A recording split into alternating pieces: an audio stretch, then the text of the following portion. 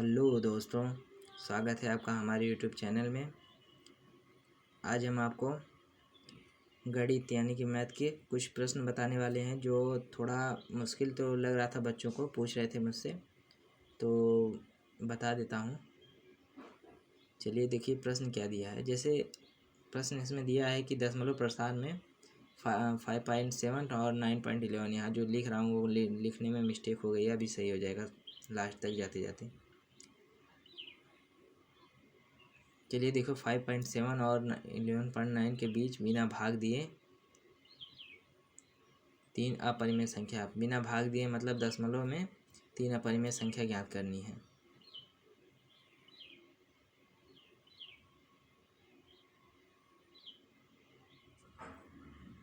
तो हम चलिए इसका पहले हम जान लेते हैं कि परिमेय संख्या और अपरिमेय संख्या क्या होती है। परिमेय संख्या और अपरिमेय संख्या के बारे में जब तक हम लोग नहीं जानेंगे तब तक ये सवाल हल नहीं कर पाएंगे। अब हम देख लेते हैं परिमेय संख्या दशमलव प्रसार, मतलब कि परिमेय संख्या दशमलव में कैसा होता है। हम तो जानते हैं कि परिमेय संख्या को p/q के रूप में लिख सकते हैं और अपरिमेय को p/q के रूप में नहीं लिख सकते हैं, लेकिन यहाँ हम देखते हैं परिमेय संख्या को दशमलव में कैसे लिखा जाता है।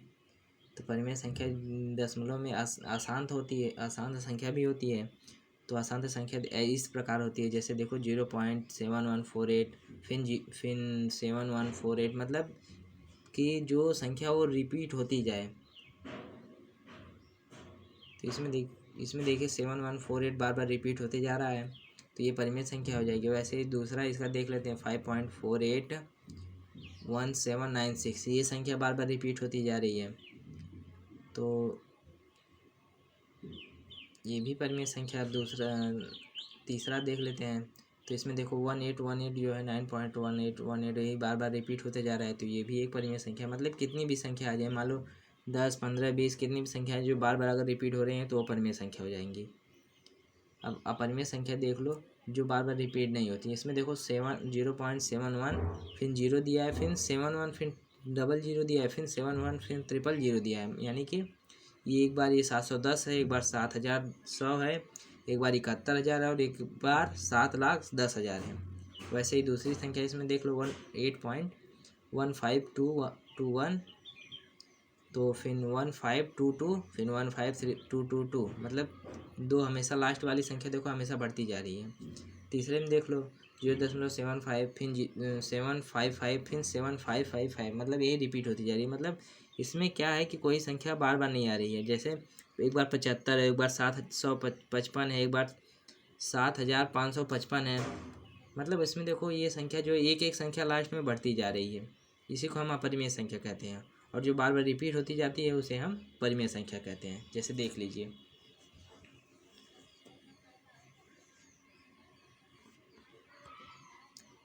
अब चलिए हम प्रश्न को हल करते हैं।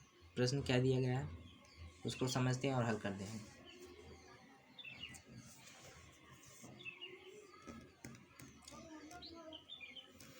चलिए प्रश्न से चलते हैं। तो प्रश्न अब हल करते हैं। प्रश्न में देखो दिया 5.7 और 11.9।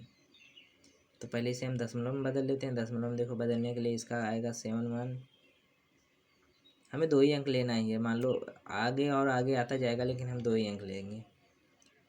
और इसमें देखो 11.9 का आएगा 0.8181, मतलब यही संख्या बार बार आती जा रही है।